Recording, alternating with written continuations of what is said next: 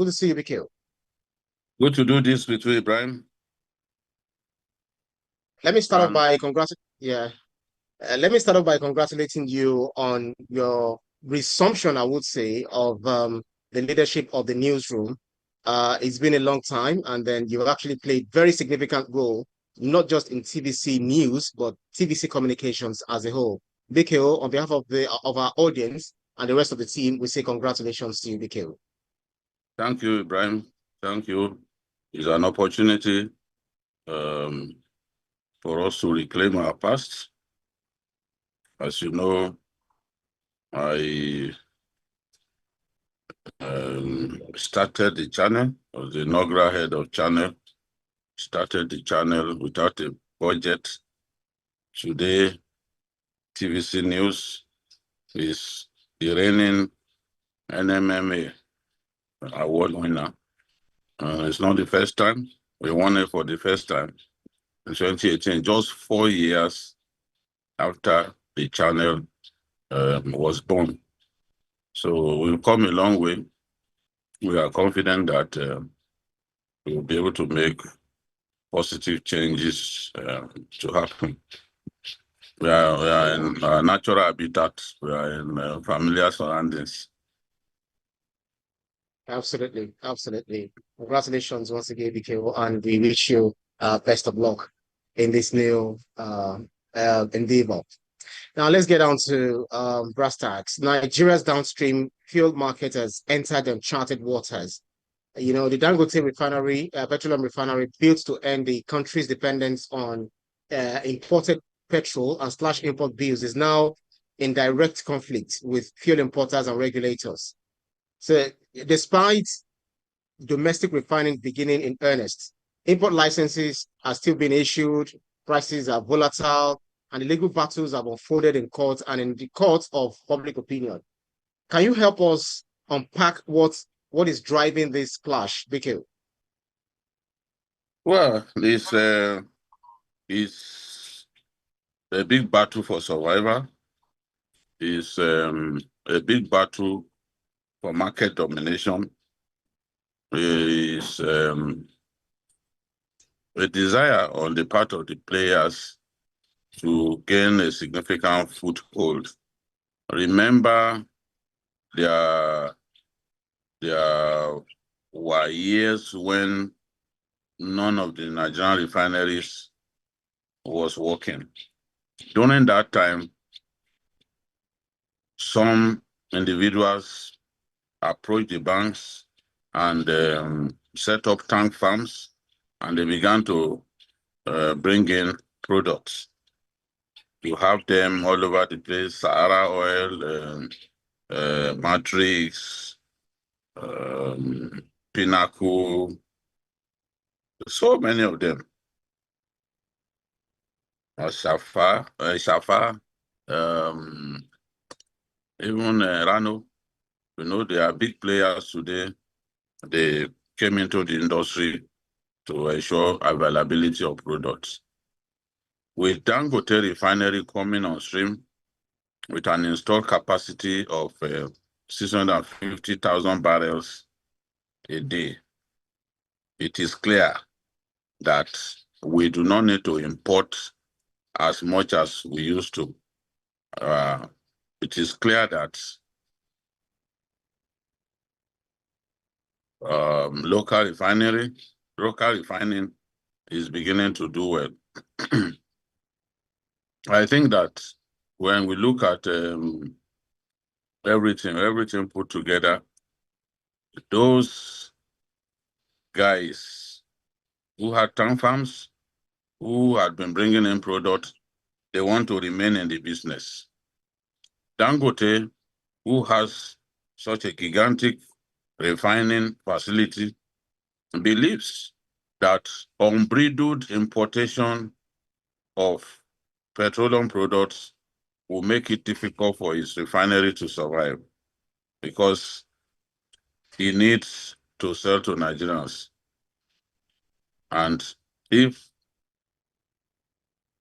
cheaper fuel, some of them not of high quality, is brought into the country, and people buy them, Dangote Refinery will eventually be sidestepped, and that will make life unbearable for Dangote himself. So for this reason, Dangote went to court, I think sometime last year, to try to stop the regulator from issuing fresh licenses. His attitude is that, look, I can produce in ample quantity. I can produce much more than Nigeria needs, and we even have some more to export. Why this dependence on, why this massive importation of petroleum products when local refining can actually deal with the situation? As far as the marketers are concerned, they do not trust Dangote sufficiently. And they point to his arbitrary increase in prices in a manner that undercuts them, in a manner that puts their survival even in danger. So this is a real battle for survival between both sets of people, the marketers and Dangote. The regulator has refused, despite pressure from Dangote, to stop issuing licenses.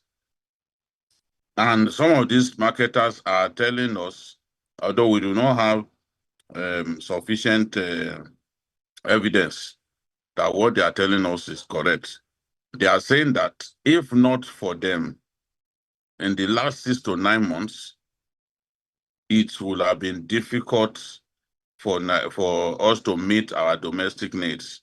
So importation is meant to bridge the gap created even as a result of local refining. Importation is meant to bridge that gap.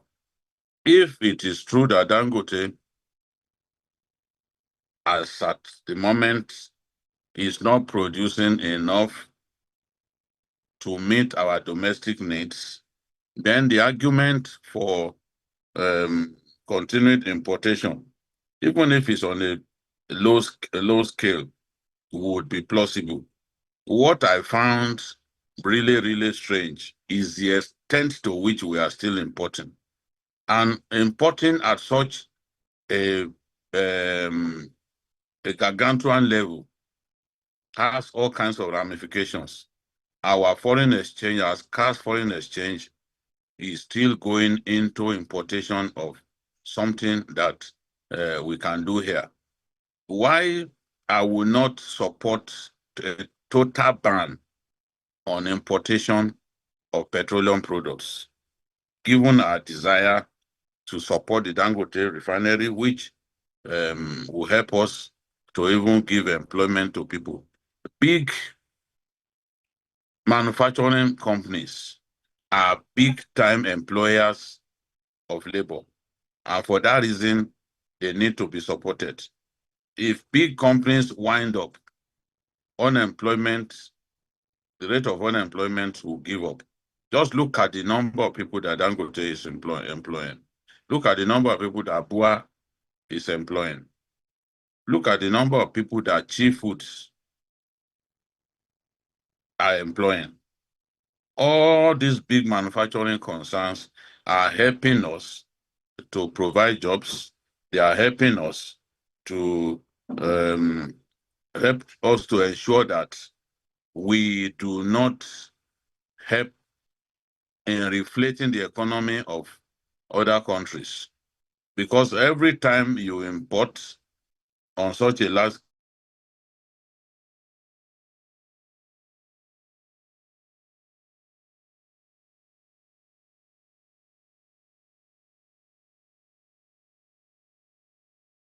you are helping the economies of other countries to grow. But I think that I would believe that is a born critical sector, like the petroleum sector is allowed to be dominated by him we will all be in trouble. Now, the marketers are saying, look, we want your refinery to survive. We are not against your refinery, but you are guilty of arbitrary price changes that, in their view, is meant to kill the competition and harm marketers. In fact, its recent reduction in price to the tune of about 129 naira per liter is believed to have caused devastating financial losses to marketers who recently purchased product in bulk. Some of them bought up to 20,000 metric tons, and before they could sell 1 liter, prices were slashed, leading to losses to the tune of billions of naira. They are arguing that even in a deregulated environment, if price must change, the other stakeholders need to be informed, and that so that a sudden change does not hurt the marketers. They want a consideration for existing inventory purchased at different rates. Otherwise, people will continue to struggle. And we've seen people like the Jide even accusing Dangote of leveraging on his influence to get the president to support him and remove Farouk from office. They do not believe that Farouk and the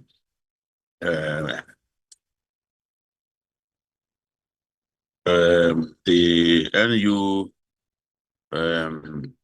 PRC boss, Benga Komalafe, left on their own. They believe that they were forced out. Many also point to the government's proposal some months back to increase, to levy 15%, to impose a 15% levy on imported petrol. The regulator opposed the idea, and the president eventually agreed to not impose that levy. As far as people were concerned, if that levy had been imposed, not less than the petrol will sell at above 1,000 naira per liter, thereby worsening inflation and transportation costs. And to those who are opposed to Dangote, fuel availability has been guaranteed by the fact that we are still importing. So they believe that Dangote is out to create the kind of monopoly that he created in the cement sector. And look at what, just listen to what Adeyanju said. This is not a moral crusade. It is about market control and monopoly. The federal governments must resist economic blackmail and uphold state authority. This is all about monopolistic dominance. I do not know whether it is true. I'm still going to ask some of my friends who work with Dangote whether it is true that if importation had not been allowed to happen, we will have faced significant fuel shortages in the last 6 months. I know that, especially in the Yuletide, the demand usually goes sky high for Jet A1, for petroleum products generally. The demand is usually high in the month of December. What I do not know at this time is whether some of those figures can be relied upon. Dangote insists that he has the capacity to produce all that we need if he's backed. But these marketers are saying, no, that is not true. It does not produce enough to take care of our domestic consumption. So this battle, as I've said earlier, remember Otedola said that, Otedola, who is a very close friend to Dangote, said those who own tank farms should sell those tank farms as scraps. Well, a lot of them have bills to pay. A lot of them took loans from the banks. So I believe that it will take a while before we ease those people out of the market. And at that, then with more refineries, modular refineries coming on stream, BUA coming on stream, BUA is going to be doing about 250,000 barrels per day. Is significant. And if we are able to get our refineries working, the Nigerian government-owned refineries working, we will have enough products to the point that no one can dominate the market and determine prices. But as things stand, this is how these people feel. They believe that Dangote wants to control the retail side of the business.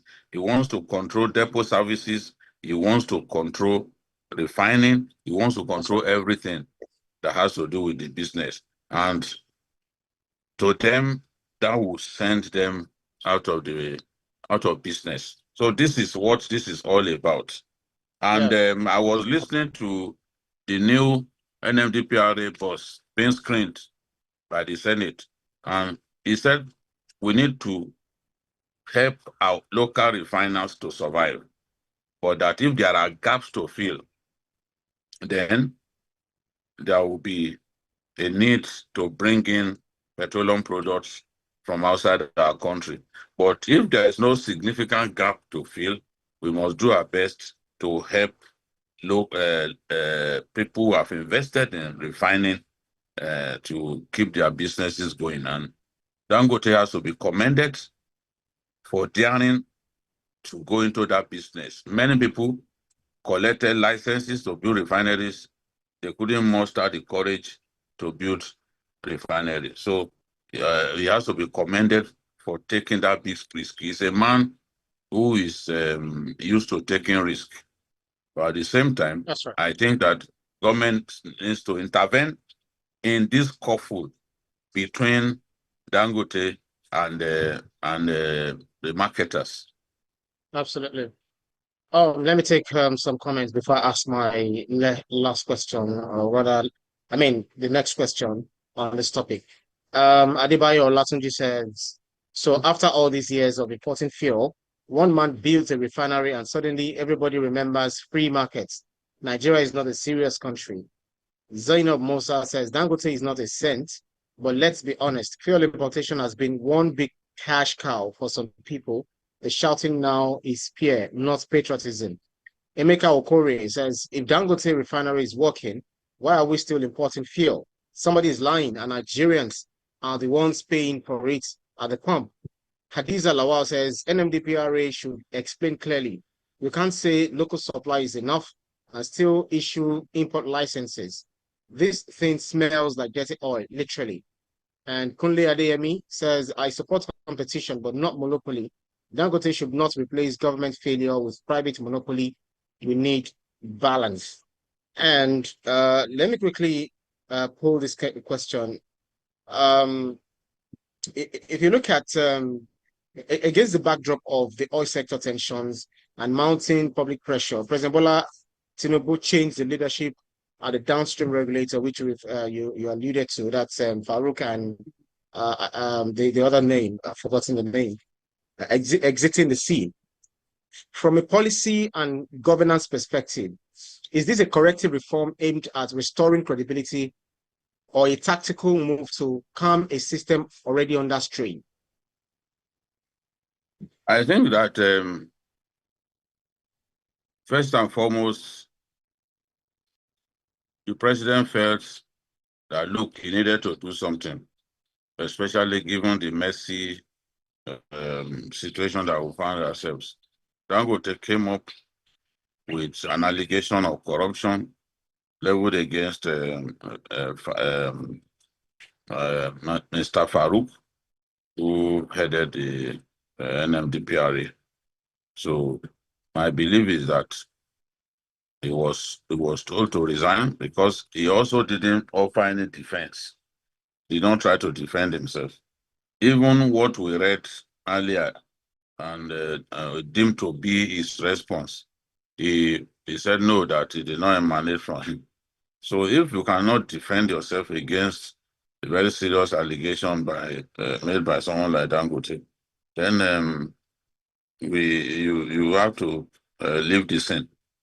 So my feeling is that Gbenga Komolafe had not done anything wrong, but if the president had removed an Hausa man, an Hausa Fulani man, and left a Yoruba man who is also a regulator for the upstream, many people will start complaining that, oh, he fired an Hausa Fulani man and left his own brother. So Mr. President just told both of them to leave. You know? Yeah.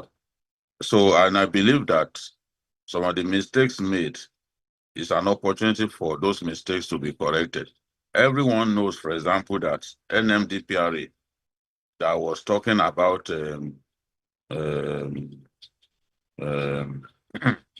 Dangote Refinery producing substandard diesel some time ago. They cannot point at their own testing facility, their own laboratory. And I heard the new man saying that they are going to invest in that. So that means petroleum products coming into our country. The question is who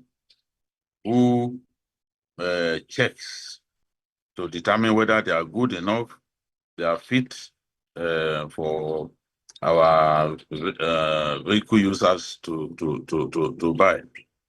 So this is an opportunity for them to work on the mistakes made by Farouk, but a regulator, in my view, has to have independence, has to be permitted to take the big decisions, has to be free from political interference of any sort. And for someone like Farouk, who worked in the US, who worked in the United Kingdom, no one should be surprised that he stood up to a business giant like Dangote, until the very end. That's right. That's right. Interesting stuff. This person is saying, congratulations. What's his name? Lefty says, good evening, Ibrahim, and congratulations, BKO. Country must implement protectionist policy. Paul Lay Oson says, we can only know the true position of things only if we have an impartial regulator. I suggest that the regulator should objectively assess the capacity of Dangote to meet the domestic consumption. Abayomi Ola Yoriju says, I think those who collected license to provide refineries are unable to do this. The licenses ought to be withdrawn. All right.